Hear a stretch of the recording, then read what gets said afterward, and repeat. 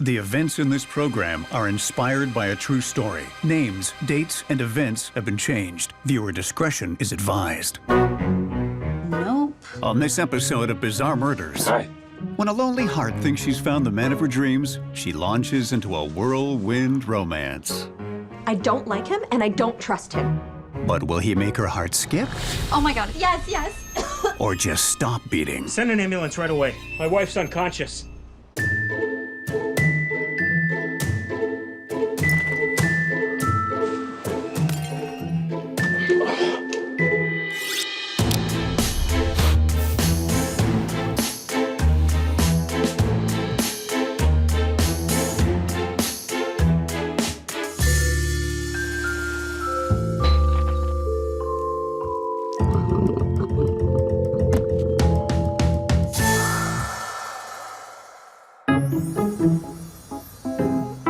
Joan, the manager of a prestigious local architecture firm, has everything she ever wanted when it comes to her career. Nope.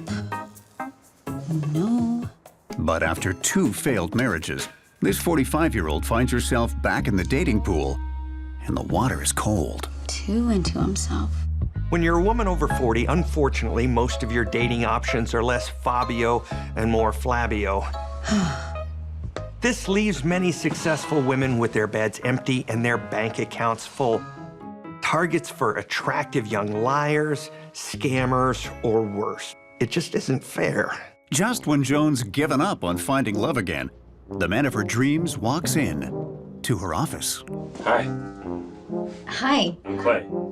Joan. Come in. Clay, a chiseled-jawed architect who's just turned 32, is starting his first day at Joan's firm. So, how are you settling in? Oh, it's great. Yeah. Good. Everyone's been really welcoming and, you know, figuring my way around. Good. Yeah. From the moment their eyes meet, there are sparks. Stop by anytime. My door is always open to you. Okay. Yeah. To Joan, Clay seems like the man she's been searching for her entire life. Not only is he handsome, but he's charming, funny, and has a great job. You might want to tell your wife that you're going to be working long hours. I'm single. Oh. Okay, so great. But with 13 years age difference between them, Joan's certain Clay would never be attracted to her. But Joan's wrong. Clay's interested in her, very interested. The question is it for the right reasons? When Clay makes his desires known, Joan is more than receptive. Before long, the couple is inseparable. This is the first time in her life that Joan feels really loved in every possible way. In a few short months, she's gone from giving up on relationships to living the life of a romance novel heroine, and she's eating it up. So he's from the Midwest, and where was he before he was at your firm? I'm not sure. We just haven't made that far in the conversations. But I can tell he's really, really, really good guy. And how can you tell? Not everyone is happy about the relationship, though, including Joan's best friend, Lena. This is moving way too fast. Why don't you just slow down, make sure that it's really right this time? It's fine.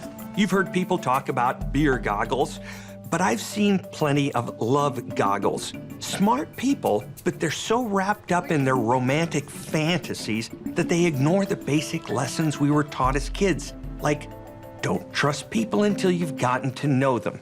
How does that Elvis song go? Only fools rush in. That was just a truly wonderful night. Let me get a look at you again. You really are the most beautiful woman I've ever laid my eyes on.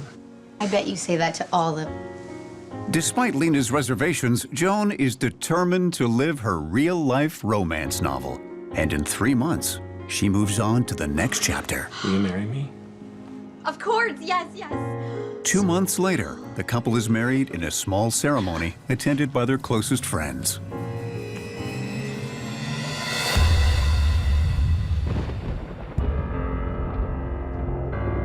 But a dark cloud appears over Joan's sunny new life when she notices money disappearing from her bank account. There's only 2 people who have access to that account, her and her brand new husband, Clay. What is this? These are my accounts. Joan, I can explain this. Yeah, you better. Clay confesses to taking the money, I'm paying child support. What? but says he only did it to support his 2 children from his 2 previous marriages. I've made some bad decisions in my past, but that's what it is. It's the past. Joan, I love you. You're the one I want to be with. Joan forgives Clay, and he swears to never betray her trust again. I've lost count of how many times at the FBI we'd see kind, generous, beautiful women desperate for attention being swept away by boy toys who take them for everything they've got. I mean, if it's too good to be true, it is. In my experience, no matter how much these guys swear you can trust them, the situation almost always ends in tears. If you're lucky. You are his wife now. Don't you think your entire relationship being based on a lie is a little bit of a problem? I don't like him, and I don't trust him, and I don't know what you don't get about that. Not everyone is as forgiving as Joan. You can't trust the guy. He lied to you. When Lena hears what Clay's been up to, she seizes on it as proof he's a bad guy. You don't know him like I know him.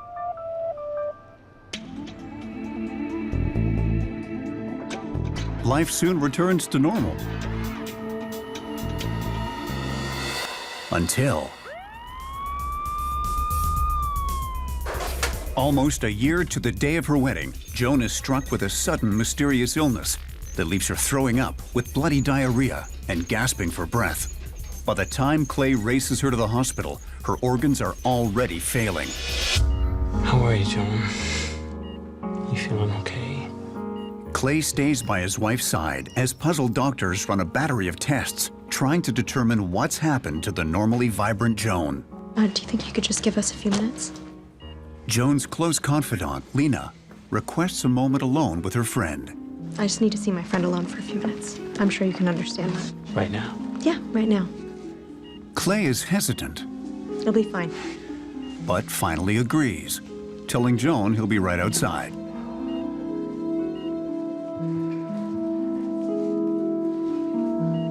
Why is Clay acting so strange?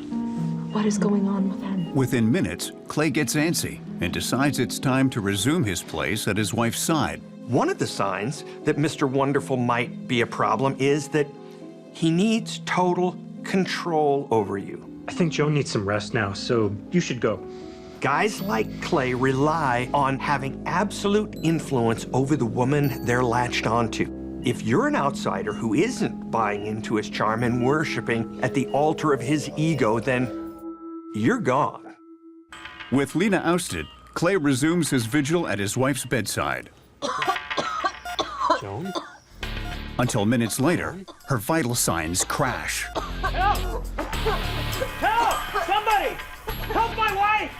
Joan may have wanted to live a romance novel, but now her story's taking an unexpected twist. Is she breathing? What's going on? Help! Doctors inform Clay that Joan has suffered a stroke. Joan! Joan, come on. Help her! Please, Joan! Her organs are already failing. Tell me what's going on! They warn him to prepare for the worst. But by a medical miracle, they eventually manage to stabilize his wife. When hospital staff double-check Joan's IV, they find the bank of fluids that was previously clear is now cloudy. That can only mean one thing. Someone's tampered with it. To tamper with an IV bag at a hospital, that's ballsy. You have to undo the line, use a syringe to tamper with the contents, then put everything back in place, all in a couple minutes. That's almost impossible for somebody without medical experience. Doctors run another battery of tests on Joan. When the results come back, they show something much more serious than IV tampering. She's been poisoned with lidocaine, an everyday medication that in high doses can become deadly. Lidocaine is best known as a key ingredient in hemorrhoid cream, so it can get rid of a pain in the ass. I wonder who sees Joan as a pain in the ass. Having discovered that Joan's been poisoned on their watch, Doctors must treat this situation as an attempted murder. Meet you. I'm Detective Weber. Most of the time when there's an attempt on a woman's life, you'll find that her spouse is behind it. So in a situation like this, we're looking straight at, you guessed it, Mr. Wonderful, Clay. And unlike Joan, we're not focused on his pecs.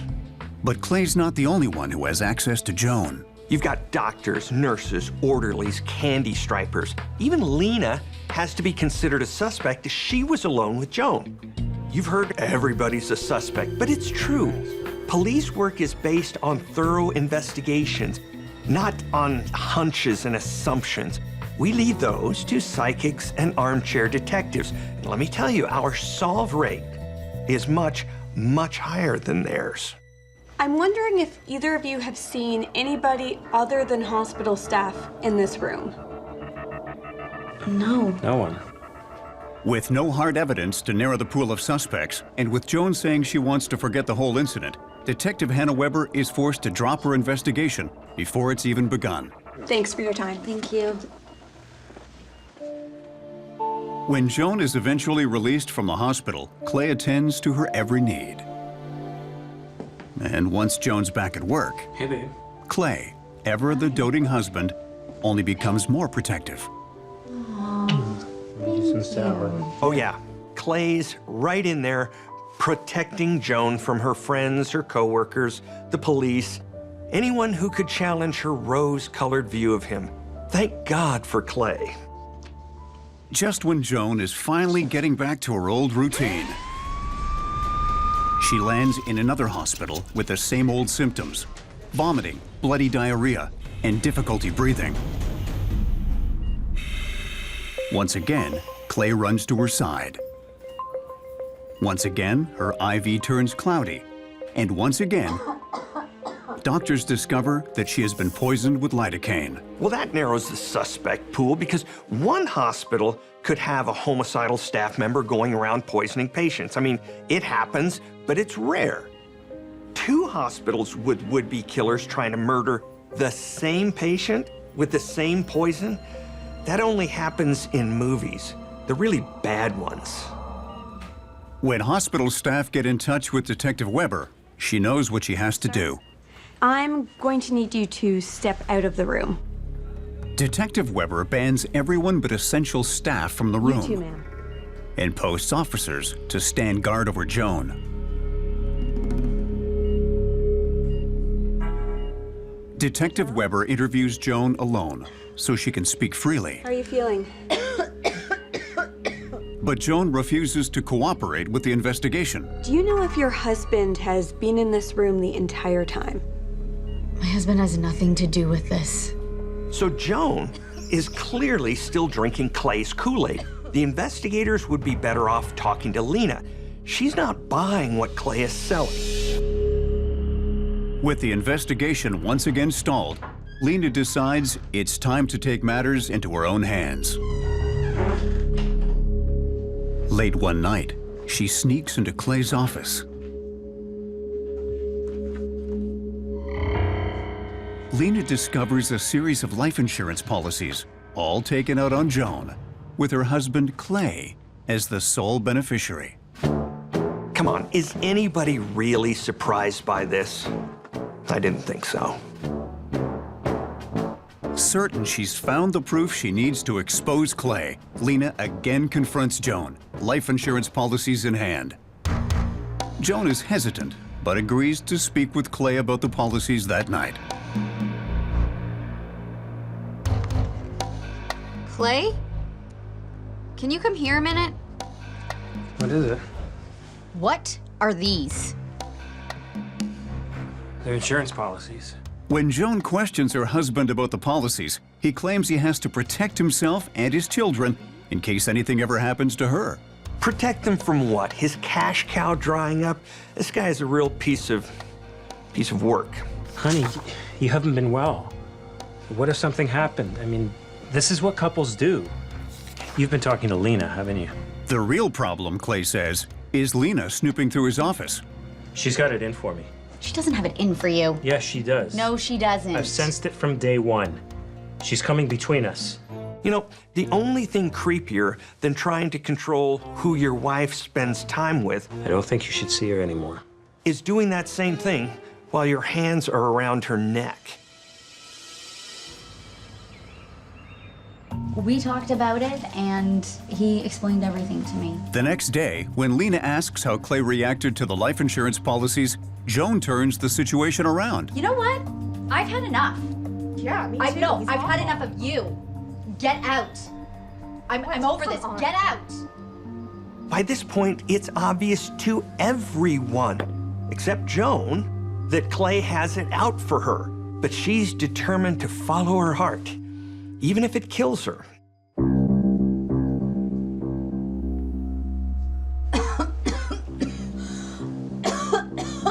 Joan? Joan? Joan? Joan, are you all right? Joan? Joan?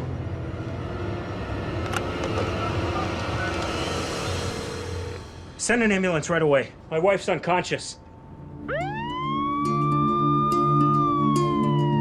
Joan? Joan? Joan, stay with me.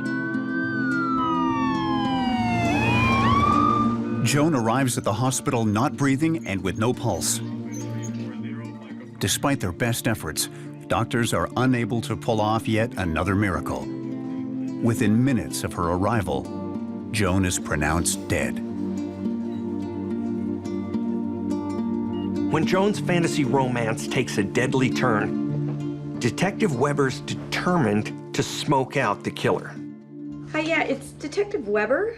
She immediately orders an autopsy. When the results come in, they reveal Joan's cause of death as nicotine poisoning. Okay, something's not right here. Something's bizarre. You've got a non-smoker who's turned up dead from nicotine poison. In all my years with the FBI, I've never seen anything like it. The investigation gets more bizarre when the coroner finds an unexplained mark behind her ear. So, Clay, Detective Weber interviews prime suspect Clay, She'd mentioned earlier that day that she had some chest pains, but but he denies having anything to do with Joan's death. I called 911 and, well, you know the rest. He claims the couple had simply enjoyed a quiet evening at home, then headed to bed together. did Joan have any enemies who may have wanted to kill her? He suggests that Weber speak with Lena, the only person Joan fought with recently. I heard you had a fight with Joan about Clay. We had several fights. Detective Weber interviews Joan's friend, He was awful to her. He bled her dry financially. only to have her point the finger back at Clay as the one with the real motive to kill Joan. Unable to establish when Joan was poisoned, there's nothing more Detective Weber can do. And once again, the case goes cold. Lena's devastated by Joan's death. Maybe not surprised, but she's devastated. Clay? Not so much. In a matter of weeks, he sells her house and skips town. Clay moves to Los Angeles, California, where he gets a job as a graphic designer, remarries, and has a child. But one person refuses to move on, Detective Weber. Here's my investigative rule. You can have a hunch, but you have to let it die a natural death if evidence changes it. In this case, the only person who had real access to Joan the night of the murder was her husband, Clay. There's been an incredible advance in technology in the last decade or so, and maybe there was enough to get the evidence to make this theory stick. Detective Weber sends out the evidence to one of the nation's leading nicotine experts. A key piece of new evidence is uncovered using methods that weren't available 7 years earlier. The issue with this case has always been that law enforcement couldn't or didn't establish a timeline for the poisoning. Well, we finally got one, and that's all they need to nail that guy. Have a seat. Thanks. Thanks for seeing me again. No problem. I'm here because we got the toxicology report back on your wife's death, and I have a couple questions based on the results. Toxicology report. Clay still claims that he and Joan spent the evening together, then went to bed. When Detective Weber asks whether anyone else came by the house that night, Clay confirms that there was more than a 6-hour period where the couple was alone before Joan died. Bam! Clay may not know it, but he just gave himself up. You see, the nicotine expert gave a timeline. It says the poison was administered 30 minutes before Joan's death. And Clay's just said he was the only one with her at that time. See ya, Clay. Clay's statement and the medical expert's timeline can only mean one thing. After Joan went to bed that fateful night, her husband stayed up and prepared a lethal concoction by meticulously emptying out an entire pack of cigarettes and emulsifying the dried tobacco into a liquid substance. As for how he administered it, do you remember that unexplained mark behind Joan's ear? When Joan was at her most vulnerable, her supposed dream man gave her a deadly shot of nicotine and then climbed into bed and waited for her to die. That amount of nicotine doesn't sound like a lot, but for a non-smoker like Joan, 1 pack would do the trick. To ensure his plan worked this time, Clay waited until Joan was too far gone to be saved before calling 911 and performing CPR. He thought acting like the perfect husband would throw police off his trail, but we know that trick. Send an ambulance right away. Just because someone helps the victim doesn't mean we stop looking at them. I mean, if anything, we look harder since they all had the access needed to kill. Why do they keep thinking they're smarter than the police? When investigators looked into Clay's past, they discovered he didn't just lie about murdering his wife, but about everything, including his degree in architecture. Will you marry me? Of course, yes. The whole dream relationship had been fake too. Clay hadn't fallen for Joan, just her bank account. When her cash started to dry up, Clay took his plan to the next level. As soon as Joan was worth more to Clay dead than alive, he rewrote her story, going from a sexy romance to a murder mystery. After twice failing to kill Joan with lidocaine, Clay changed the drug of his choice to nicotine and discovered that when it came to killing Joan, 3rd time's the charm. Certain he got off scot-free, Clay cashed in Joan's life insurance, quit his job, and left town, rich and ready to start over. As for Lena, she was right about everything to do with Clay and had only been trying to save her friend from the clutches of a dangerous charlatan. Here's a strange thing about human nature that you see specifically in this case. Despite continued overwhelming evidence that Clay was using and abusing her, Joan just couldn't or wouldn't see it. She wanted so badly to be a romance novel heroine that she bought into the wrong man. You know what he bought? He bought an insurance policy on her life.